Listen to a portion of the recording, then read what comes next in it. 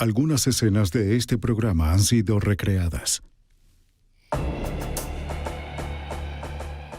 En 1982, un oficial de la patrulla de caminos de California detuvo a una joven por exceso de velocidad. La forzó a tener sexo con él y luego la mató. Después hizo uso de una década de experiencia policial para tratar de encubrir su crimen y convencer a los investigadores locales de su inocencia. ¿Pero se saldría con la suya? La evidencia se acumula, no tienen sospechosos evidentes. El centro de comercio es bombardeado. Ted Kaczynski es arrestado.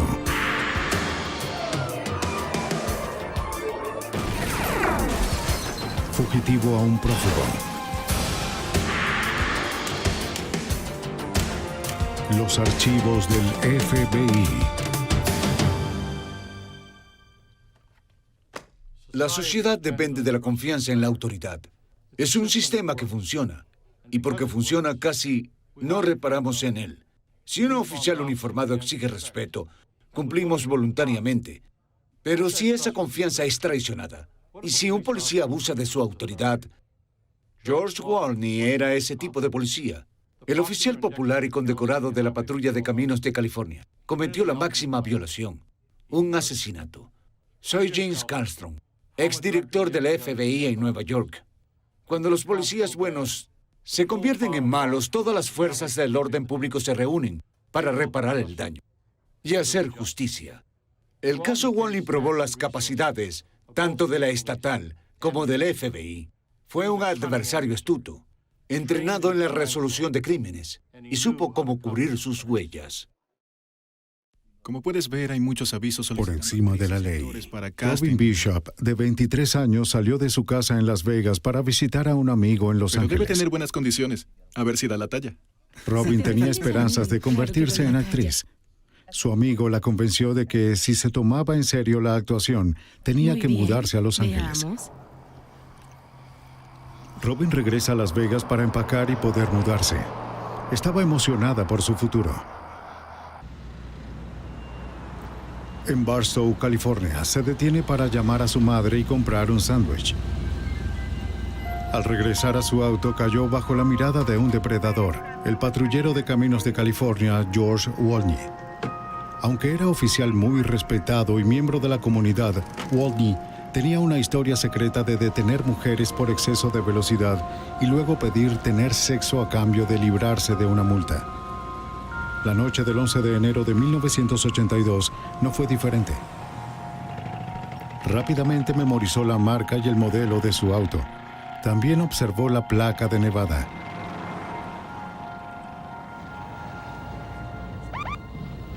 Luego, Wolny vio a un niño del vecindario que conocía y que podía usar como una coartada Hola, conveniente. Preston. ¿Te llevo a casa? Sí, gracias. Recogió a Preston Olsen y lo llevó a casa. Wolny, quien había ganado un premio como policía del año, era conocido por tales buenas acciones. Los padres de Barstow confiaban en Wolny Gracias por para traerlo a vigilar a casa. sus hijos. Cuídese. No hay problema. Dejó a Preston en su casa y Gracias, saludó a oficial. sus Adiós. padres. En ese momento, la mujer en la que Hasta Wolny luego. había fijado su atención ya estaría lejos de la ciudad, en camino hacia Nevada en la Interestatal 15. La autopista, siempre muy transitada, estaba inusualmente tranquila. La interceptó en la autopista solitaria al este de Barstow. Encendió su sirena y luces y la hizo detenerse.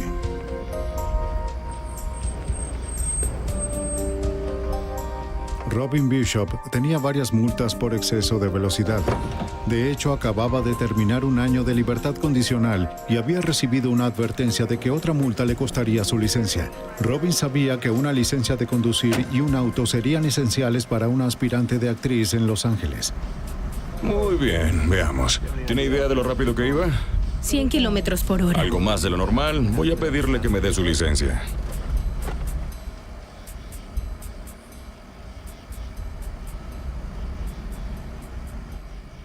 Bien, Robin Bishop.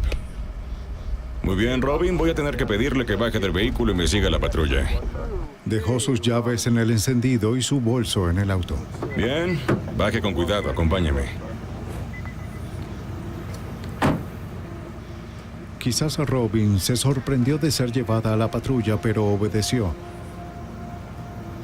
Por desgracia, Wolney tenía en mente más que Voy imponer a una pedirle multa. que se dé vuelta para esposarla antes de ingresar a la patrulla. ¿Por alta velocidad? Sí, es la ley. ¿Cómo es posible? Wolney la apoyó contra la patrulla y la esposó.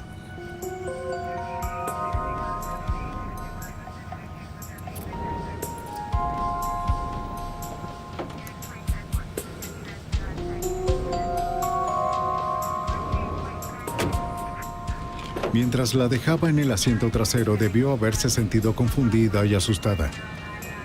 ¿Por qué las esposas? ¿A dónde pensaba llevarla?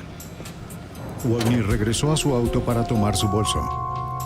En ese momento, un auto con un conductor solitario pasó.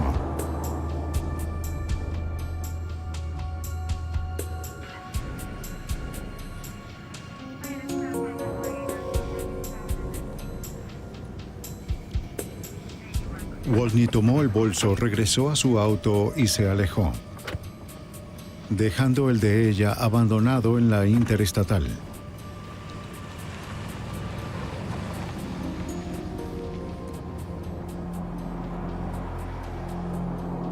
Llevó a Robin a una salida que conducía a un camino poco utilizado, paralelo a la carretera.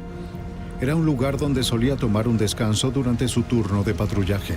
Un mirador apartado donde podía observar la autopista a unos 120 metros de distancia desde todas las direcciones. Allí, bajo amenaza de cárcel o pérdida de la licencia, Wolney violó a Robin Bishop.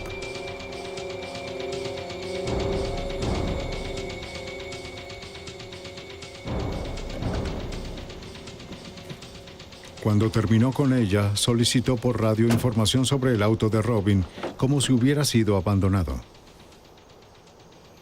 Sabía que lo vieron caminando hacia el auto vacío de Robin. Quisiera reportar un 2829. Número de matrícula 561 FVD. Fue la primera de muchas mentiras que cubrían sus acciones para el registro oficial. Copiado. Gracias. A sus órdenes.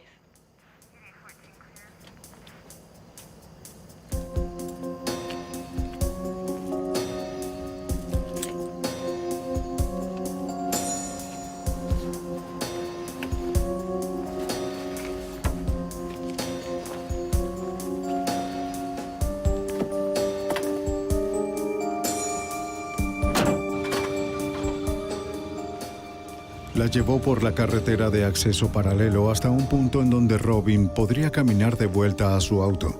Le quitó las esposas y la dejó salir del auto. Las cosas iban bien para Wolney. Obtuvo lo que quería y solo iba a dejarla ir. Pero mientras se sentaba para ponerse sus botas, algo ocurrió. Quizás la rabia reemplazó al miedo Mi hermano ahora es que había abogado en sido Nevada. liberada. Tal vez lo amenazó con delatarlo. Su hermano era un abogado de Nevada. De igual forma era su palabra contra la de él. Pero entonces, mientras estaba de pie junto a su vehículo, de pronto lo iluminaron las luces del auto del ayudante del alguacil que pasaba. Quizás el ayudante observó la patrulla de Wolney desde la autopista cercana. Wolney no sabía si lo había reconocido. De pronto las amenazas de Robin se hicieron más reales. ¿Cómo iba a explicar su presencia en la carretera de acceso? En un momento de pánico, el oficial George Wolney decidió silenciar a Robin. Así que Wolney tomó una decisión final e irrevocable. Ahora ya no había manera de distanciarse de la chica muerta. Desesperado, ideó un plan. Llamó a la operadora y reportó haber encontrado un cadáver, un posible suicidio. Sabiendo que tenía minutos antes de que llegaran otros oficiales a la escena, buscó debajo de su cabeza la bala que la mató. Como evidencia, la bala tenía el poder de destruirlo, pero no tenía orificio de salida.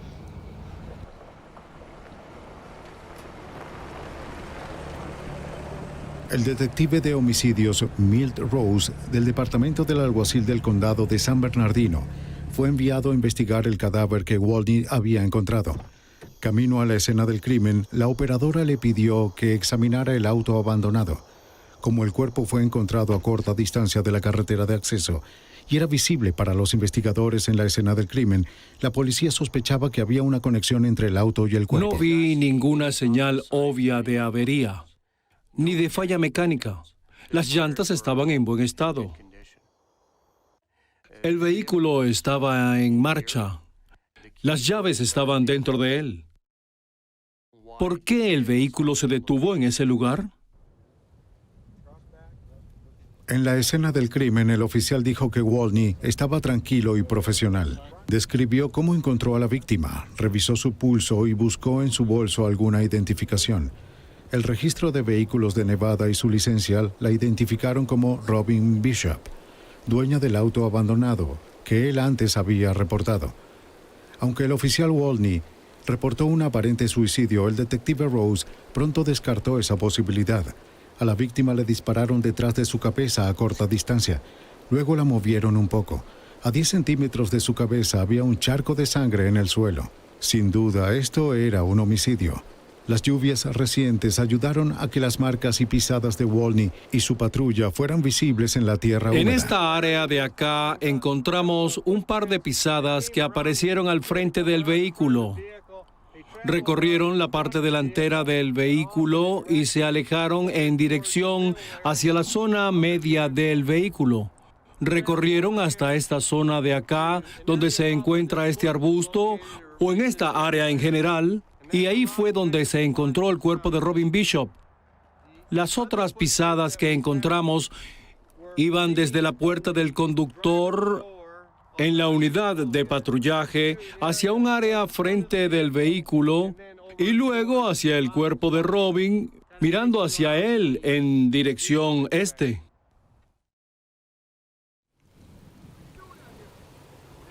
El primer oficial que llegó a la escena del crimen criticó a Walney por la cantidad de pisadas que había dejado, una clara contaminación en la escena del crimen y un extraño descuido. Tenías que haber sido Sí, más sí, cuidadoso. tienes razón. En un análisis más detallado observé lo que parecían ser marcas en sus muñecas. Las marcas eran conocidas para cualquier policía. 2 marcas delgadas en la parte superior de la muñeca y una más abajo, iguales a las causadas por las esposas.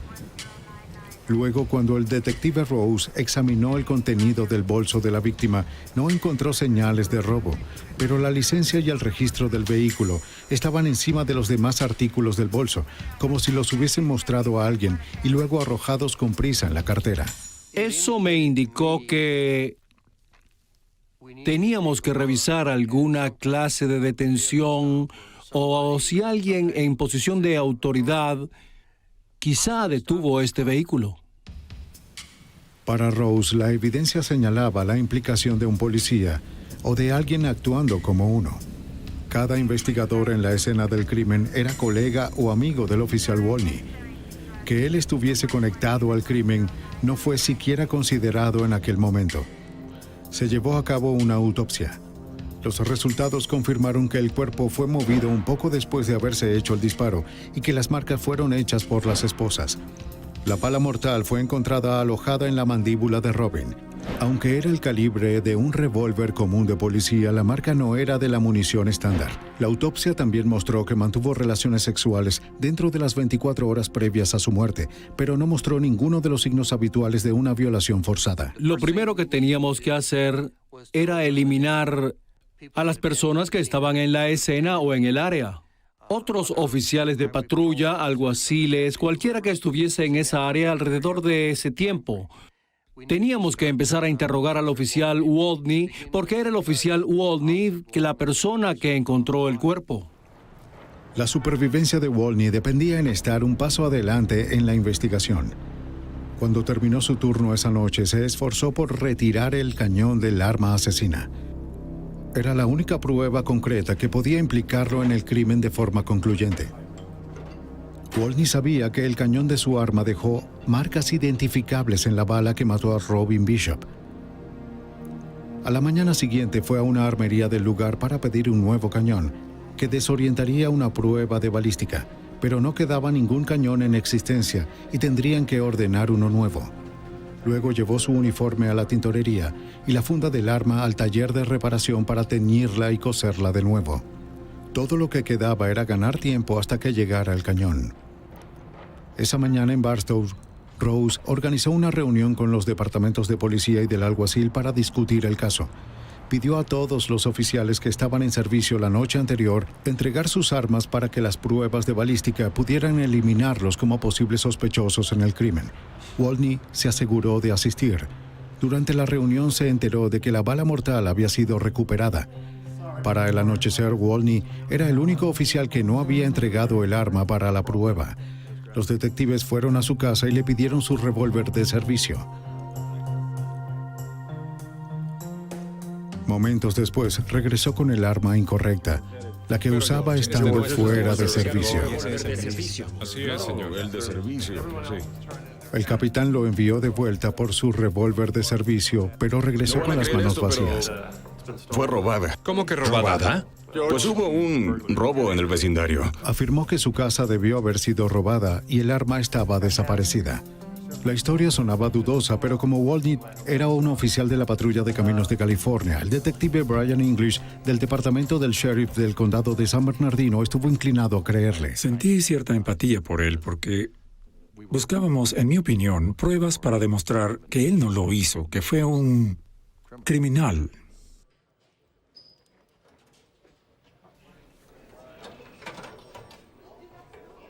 Wolny aceptó ir a la comisaría para un interrogatorio, pero primero los detectives revisaron su casillero en busca del arma perdida. No encontraron nada.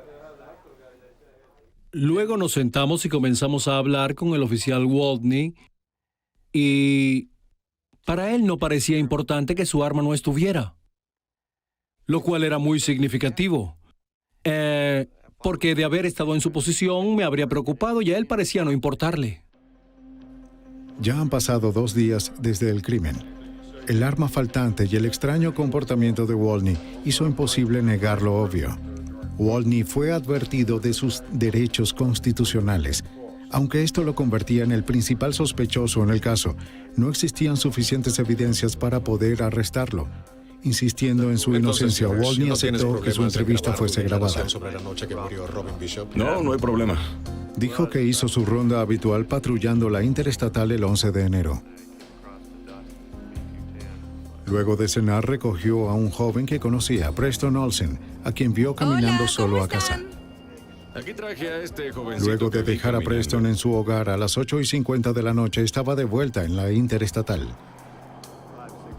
Alrededor de las 9:15 encontró el carro abandonado, hizo una revisión del auto robado, luego viró hacia la carretera de acceso. Al ver una figura pálida se detuvo. Era el cuerpo de la víctima, Robin Bishop. Su comportamiento no era normal. Para una persona que había sido acusada de cometer un crimen de ese tipo, si hubiera sido yo, no hubiese hablado con ellos, les hubiera dicho que lo probaran, hubiese estado muy molesto, furioso.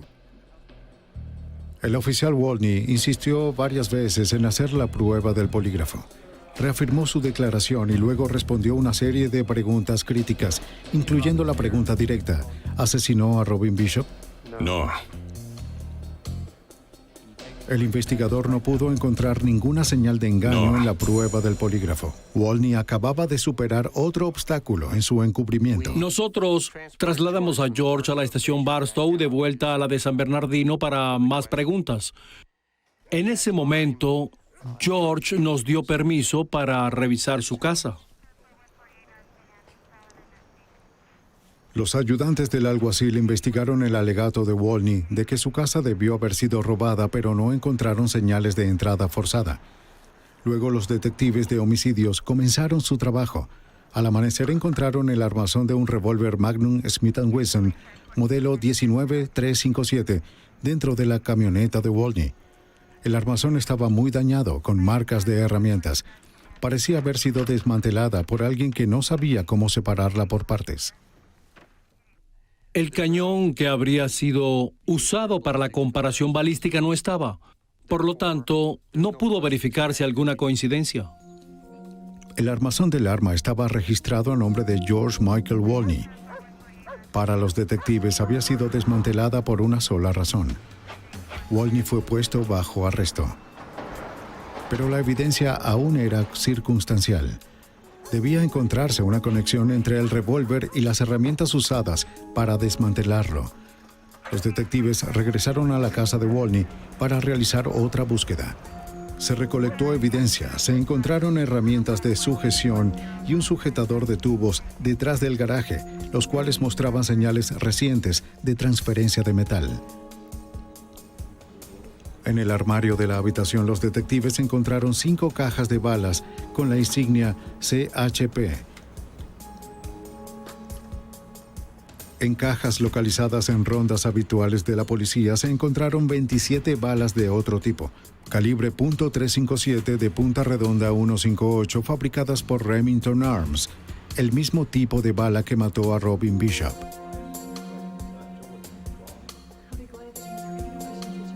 La esposa de Wolny estaba muy impresionada e incrédula. Al preguntarle, ella aseguró una y otra vez a los detectives que George no estaba actuando de forma extraña o de alguna otra manera. Era un buen esposo y un buen padre para sus hijos. Fantástico y un padre muy amoroso. La noticia sobre el arresto de Wolny sorprendió a la pequeña comunidad de Barstow. Sus compañeros lo conocían y respetaban desde hacía décadas. A pesar de la considerable evidencia contra Wolny, no eran capaces de aceptar su posible culpabilidad. Resulta dramático y emotivo que algún oficial de la ley sea acusado de cometer un asesinato. La mayoría conocíamos a George y no podían creer que George Wolny hubiese hecho algo tan terrible. Recuerdo que un par de oficiales muy cercanos a él lloraban cuando los entrevisté. No querían creer que George lo hubiese hecho. Incluso los investigadores tuvieron problemas para enfrentar la conclusión que se vieron forzados a llegar. Yo creí que él no lo había hecho, no pudo hacerlo, era un patrullero. Pero la evidencia seguía creciendo. Se encontró semen en el asiento trasero de la patrulla de Wolny y en los pantalones de Robin. El asistente del alguacil Roger Kaufman, quien había estado fuera de la ciudad los días siguientes al crimen y supo del arresto de Wolny, presentó un informe crucial. Describió que conducía por la misma área de la escena del crimen cerca de la hora del asesinato.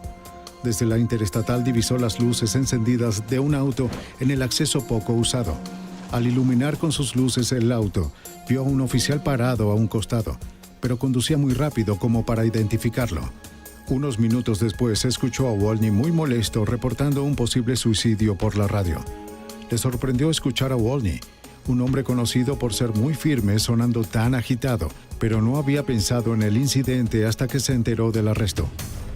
A medida que avanzaba la investigación, se volvió evidente que Wolny usó sus conocimientos del procedimiento investigativo para frustrar los esfuerzos de los detectives para reunir pruebas en su contra. Su uniforme había sido lavado, la funda había sido teñida y cosida para una supuesta próxima inspección. Cualquier evidencia de sangre o tejido transferidos desde el arma había sido destruida. Sus pisadas alteraron la escena del crimen. Cuando los detectives interrogaron a los dueños de armerías en la zona, bajo la teoría de que Wolny pudo haber tratado de comprar un cañón de reemplazo para su revólver de servicio, nadie recordó haberlo visto en sus tiendas.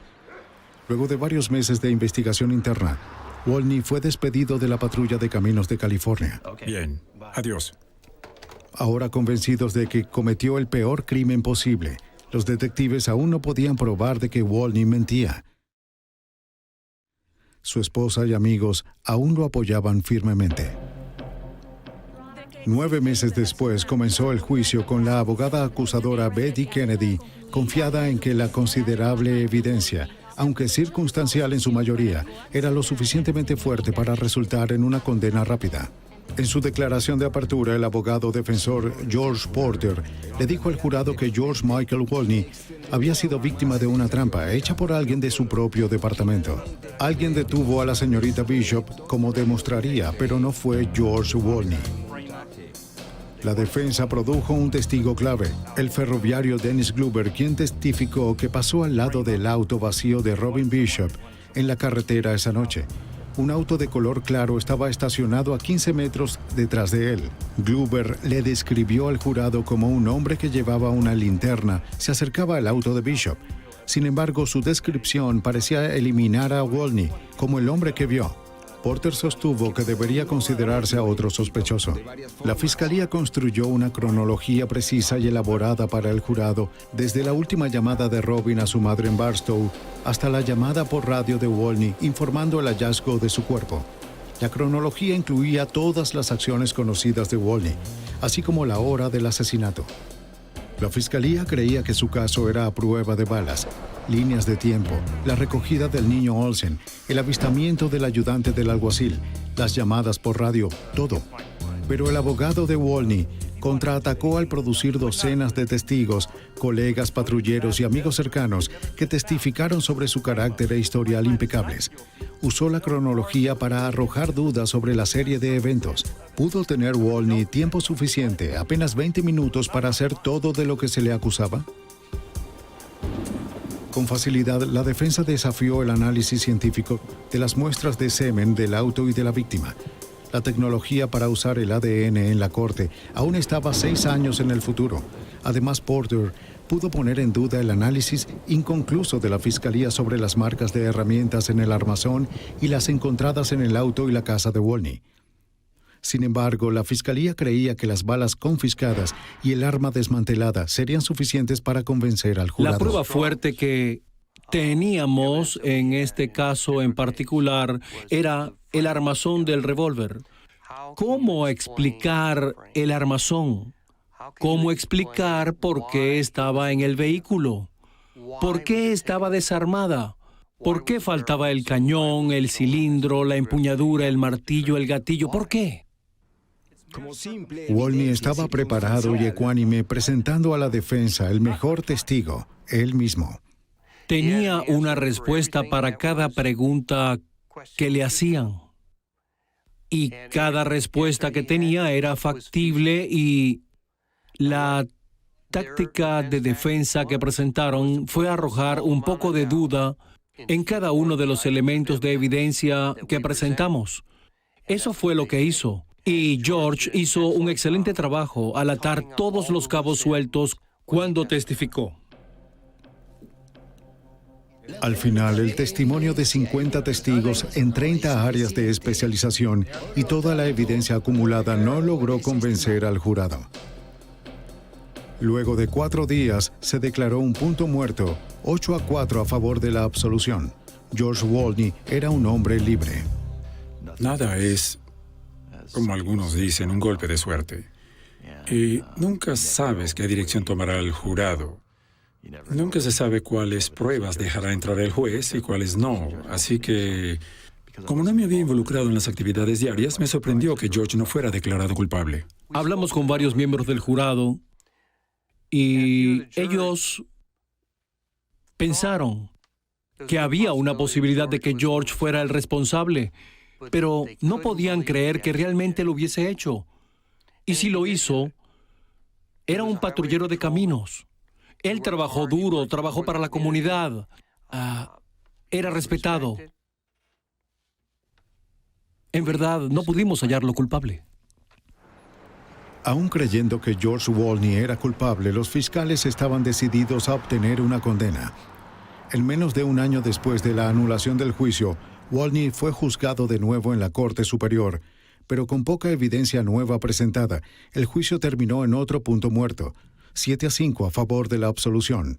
George Wolny de nuevo salió libre y aparentemente fuera del alcance de la ley.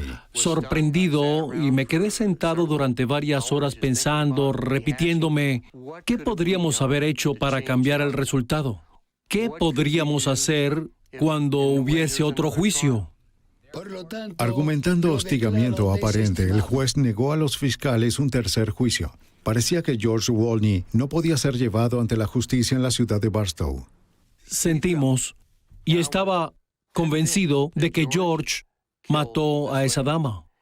Y necesitábamos a alguien que viniera y enjuiciara a George. Él tenía que pagar por lo que pasó. Desde el momento del arresto de Wolny, el FBI observó con mucho interés este caso. Cada vez que un homicidio involucra a un policía, el FBI sigue de cerca la investigación. Luego de que Wolny fuera absuelto por segunda vez, hubo una enorme presión pública para encontrar la verdad sobre el homicidio de Robin Bishop. La oficina del FBI en Los Ángeles decidió que era hora de intervenir.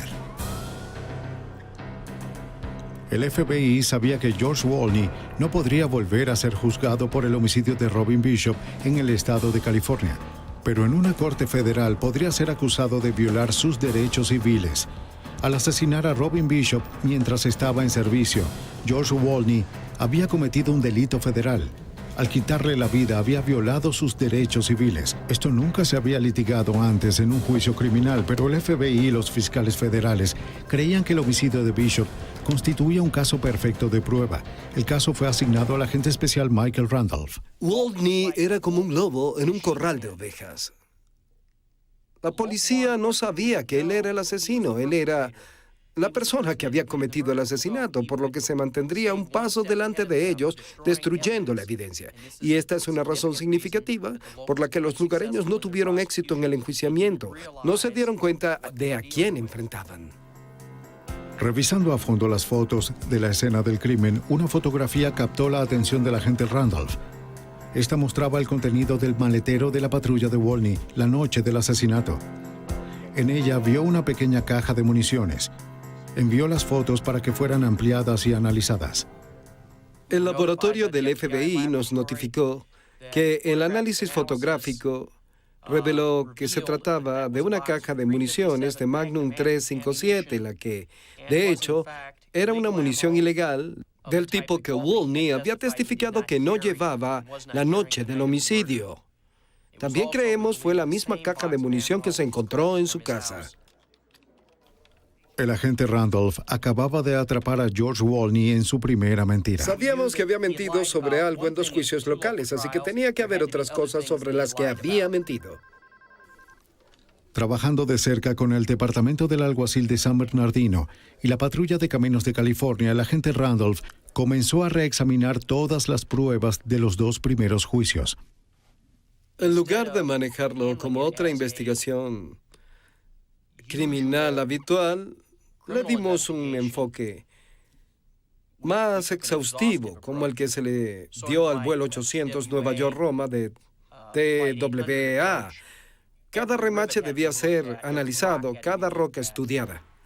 Los laboratorios del FBI y los agentes de campo reexaminaron con cuidado las montañas de informes, transcripciones, fotografías y evidencia física. Los objetos claves que se utilizaron y se enviaron de vuelta al laboratorio incluían el armazón del arma. La policía local había recuperado el armazón y le habían realizado el análisis de marcas de herramientas, pero no pudieron determinar quién la había desarmado. El armazón del arma fue enviado de vuelta a la unidad de marcas de armas de los laboratorios del FBI en Washington. Único en el mundo, el laboratorio tiene una colección de más de 2,000 armas, desde la pistola de John Dillinger hasta el último modelo de rifle de asalto militar. Cada bala fabricada durante los últimos 50 años también está aquí. Puntas huecas y redondas, casquillo de acero calibre .22 a .50. Al igual que las armas, todas están aquí para comparación y pruebas. La sala de balística a prueba de ruidos permite disparos de comparación y recuperación de balas. Los microscopios comparativos permiten un análisis preciso de los cañones de las armas. Pero los activos más valiosos en el laboratorio son sus agentes, cuya larga experiencia en estos exámenes especializados los hacen invaluables en casos difíciles, como el asesinato cometido por Wolny. Jim Cardigan, de la Unidad de Armas de Fuego y Marcas de Herramientas del FBI, fue incorporado al caso para realizar un análisis de marca de herramientas del armazón y las 15 distintas herramientas de sujeción, incluyendo el sujetador de tubos encontrados en la casa de Wolny. Las herramientas de acero siempre dejan una marca distintiva y a menudo muy pequeña, luego de usarlas, una marca tan singular como una huella dactilar. El laboratorio de marcas de herramientas del FBI es uno de los mayores, más especializados y más sofisticados a nivel tecnológico del país. Desde el principio, Fue obvio que el sujeto que trabajó en esta arma de fuego sabía algo sobre ciencia forense, porque retiró varias piezas del arma que podrían ser útiles más adelante para un investigador forense. El agente Cadigan se enfocó en la tarea específica de asociar las marcas de herramientas del armazón con las marcas hechas por las 15 herramientas de sujeción encontradas en la casa de Wolny. La pregunta era, ¿pudo usarse una de estas herramientas para sostener el armazón del arma mientras se procedía a quitarle el cañón? Al observar el armazón, noté que cerca de donde estaba el agujero del pasador que bloquea el cañón, muy cerca de ese agujero, había una pequeña impresión de un 16avo de pulgada, casi como si se hubiera hecho con la punta de un pequeño destornillador justo debajo del agujero. Esta diminuta marca coincidía con una pequeña imperfección de una de las herramientas de Wolny. Al observar las herramientas que fueron entregadas por Wolny, noté que una de esas herramientas, una llave inglesa, tenía una estría rota y que estaba rota en la mitad, y además había un pequeño trozo de metal que quedó en esa estría, muy similar a la marca encontrada en el armazón. Utilizando esto como punto de inicio, comencé a hacer impresiones con esa herramienta. Y al comparar esas impresiones bajo un microscopio, las marcas de herramientas con las impresiones que había en el armazón, llegué a la conclusión de que esa herramienta en particular se utilizó para ceñir otra herramienta y hacer las marcas encontradas en el armazón. Además de las pruebas de marcas de herramientas, el laboratorio del FBI realizó pruebas a fondo en las balas encontradas en la casa de Wolny. La falta de un cañón en el arma de Wolny hizo imposible realizar una prueba de balística, un problema que perjudicó a la Fiscalía en los juicios estatales.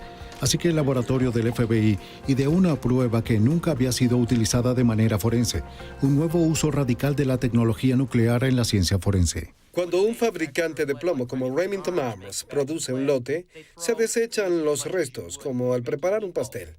Esto hace que cada lote de plomo sea único.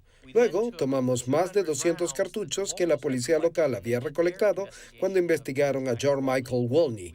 Los enviamos al laboratorio, donde los hicieron radioactivos, obteniendo su peso molecular, que es su huella digital química. Y he aquí que encontramos alrededor de 27 cartuchos, con una coincidencia exacta con el plomo extraído de la cabeza de nuestra víctima. Las muestras en el reactor absorben neutrones y se vuelven radioactivas.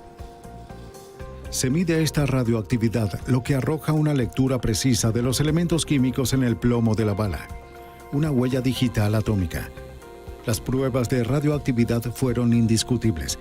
Cada una de las 27 balas encontradas en el armario de Wolny, balas que él declaró bajo juramento que no eran suyas, provenían del mismo lote del plomo de la bala que mató a Robin Bishop.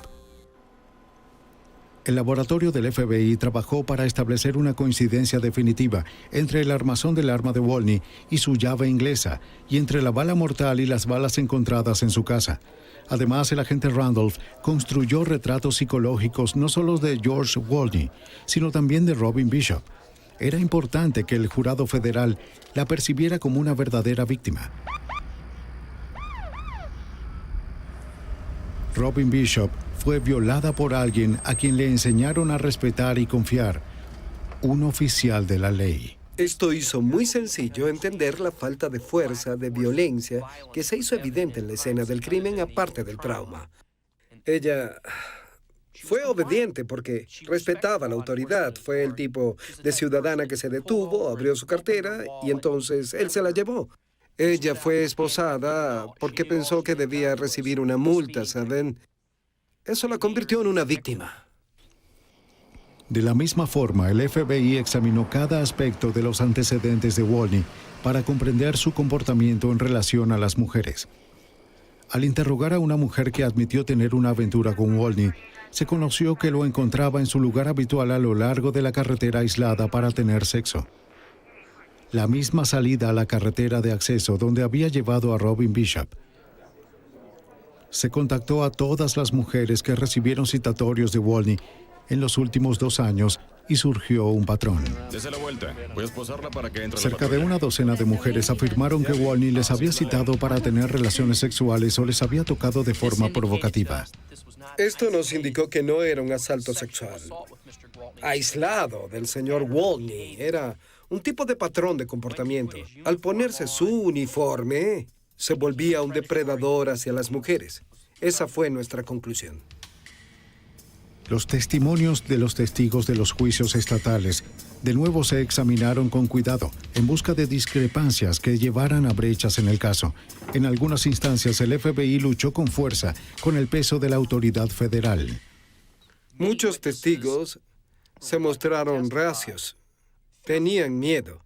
Es una comunidad pequeña, todos se conocen y tuvimos que hacerles saber que una investigación federal no es un asunto local que desaparece como polvo en el viento, que estaríamos aquí hasta que el caso se resolviese. Esta persistencia llevó a uno de los avances más cruciales en el caso. Los detectives de la oficina del alguacil de San Bernardino habían entrevistado a los dueños de las armerías de Barstow en busca de indicios de que Wolny pudiera haber intentado comprar un cañón de repuesto para su revólver de servicio el día después del crimen. Ninguno afirmó haberlo visto. Buen día, señor. Somos agentes del FBI. Uno de los entrevistados fue el señor William Addington, dueño de la tienda de armas Powderhorn. Él había negado durante ambas investigaciones del juicio que George Wolny había estado en su tienda el día después del homicidio. Pero las facturas telefónicas impresas de la tienda mostraron que Addington mentía. Nosotros encontramos registros que muestran que el día después del homicidio, al final de la tarde, después de la reunión a la que Wolny asistió, el señor Addington llamó por teléfono a una armería en Sacramento intentando ordenar un cañón para el tipo de arma que el señor Wolny llevaba, y a la que ahora, coincidencialmente, le faltaba el cañón. Confrontado por el FBI con esta prueba, Addington admitió que Wolny había estado en su tienda tratando de comprar un cañón para su revólver el día después del homicidio de Robin Bishop. Addington les había mentido antes a los investigadores estatales en un esfuerzo para evitar involucrarse. Temiendo que mentirle al FBI fuera un delito, Addington confesó. Al revisar la cronología de los eventos, el FBI descubrió que Wolny había creado una coartada falsa para encubrir su visita a la armería y al taller de reparación donde la funda había sido teñida y limpiada, afirmando estar en servicio en esos momentos. La historia de Wolny se venía abajo. Pero la parte más importante de la cronología que revisó el FBI fue la recogida y entrega del niño del vecindario Preston Olsen. El problema con esa historia fue que nadie se sentó a hablar con Preston Olsen. Él testificó en los dos juicios y confirmó lo que Wolny estaba diciendo. Pero cuando el FBI revisó los hechos con Preston y su madre, minuto a minuto se dieron cuenta de que el oficial Wolny había salido de la casa del niño media hora antes de su testimonio original. Preston nunca tuvo un reloj ni calculó el tiempo. Y nadie había hecho un análisis con él de la cronología. Esta nueva información y el resultado de la revisión de la cronología fue uno de los avances más importantes del FBI en el caso. No podía ya cambiar su historia. Se quedó encerrado entre dos juicios locales con la cronología local. Por lo que la cronología era muy significativa. Había una media hora para la que no había explicación. Con la cronología actualizada, el oficial Wolny tuvo tiempo suficiente de 20 a 40 minutos para detener a Bishop, esposarla, obligarla a tener sexo con él y luego dispararle. Wolny sabe que ella tiene una matrícula de otro estado. Es una joven rubia y atractiva. Él se dirige a la carretera, espera un par de minutos y luego la sigue. Finalmente, se contactó al doctor Edward Blake de Asociados de la Ciencia Forense para examinar de nuevo las muestras de semen de los dos primeros juicios. Antes del uso del ADN en juicios criminales, el uso del semen como evidencia era problemático. Pero el FBI sintió que aún podría haber una forma de usar lo que tenían. Wolny se había hecho una vasectomía y la había revertido.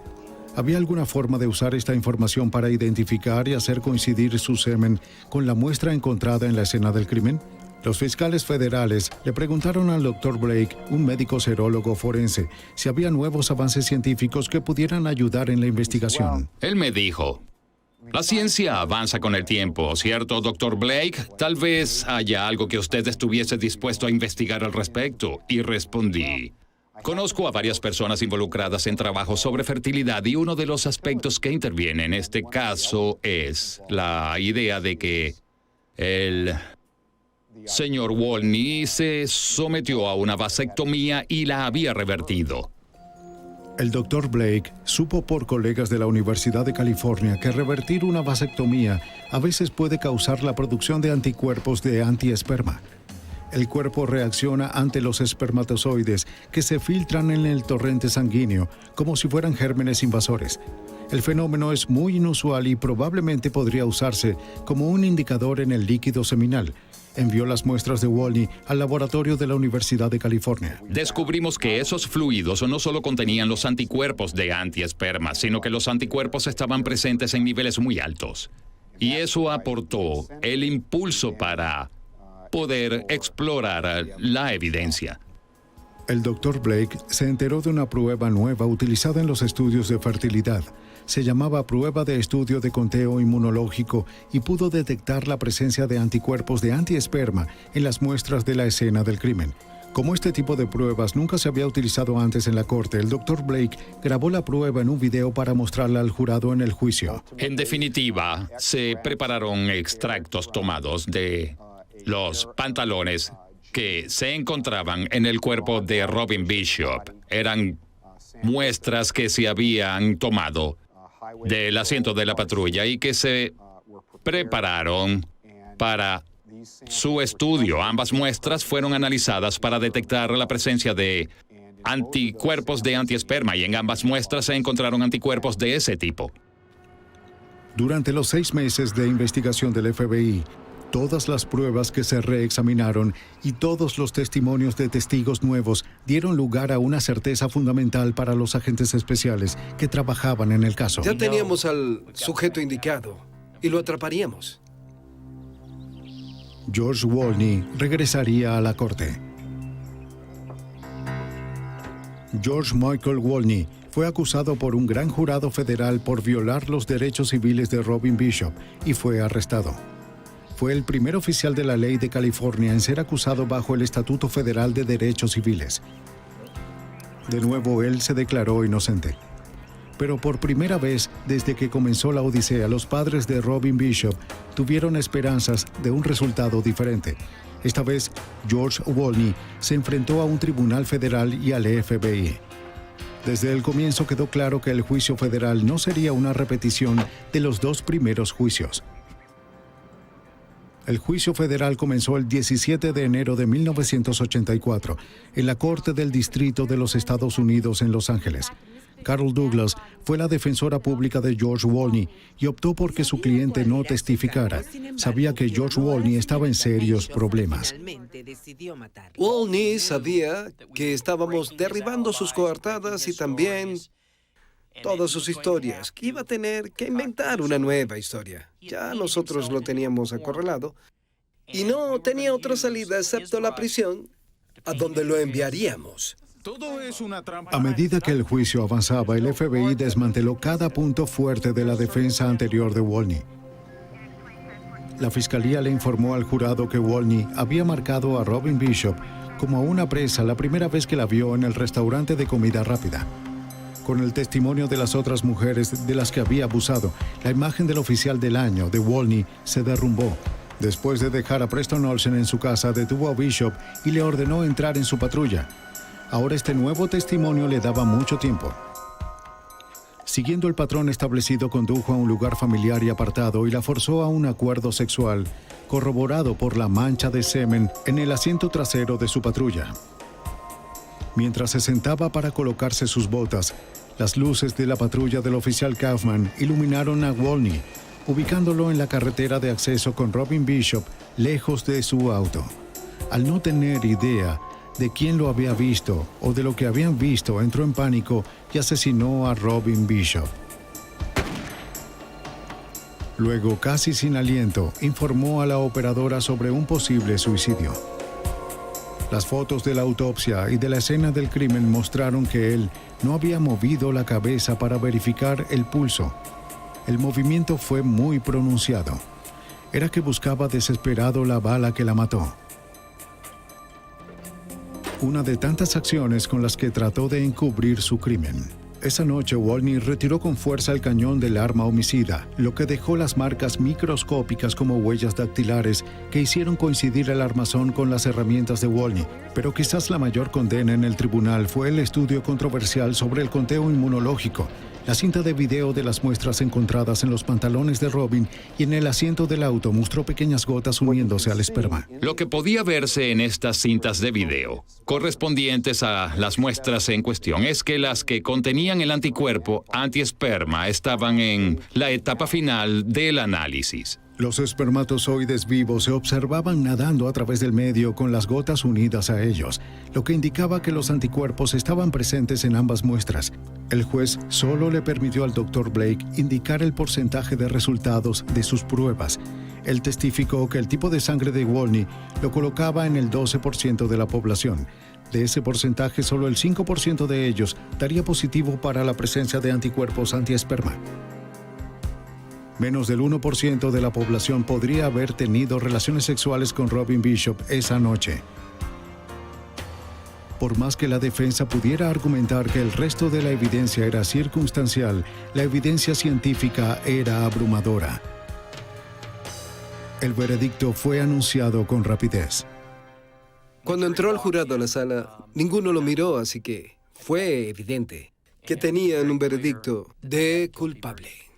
En lo que a mí concierne, me complació mucho que George sufriera las consecuencias de sus acciones y que la muerte de Robin Bishop no se haya quedado sin investigar. Fue un caso, y será un caso, que nunca será olvidado. Se aprovechó de una persona vulnerable. El juez le dio a George Wolny la peor sentencia posible, un máximo de 90 años de prisión federal y un mínimo de 30 años antes de ser elegible para libertad condicional. 12 años después, George Wolny murió en prisión de un infarto. Hasta el final afirmó que era inocente y que había sido víctima de una trampa.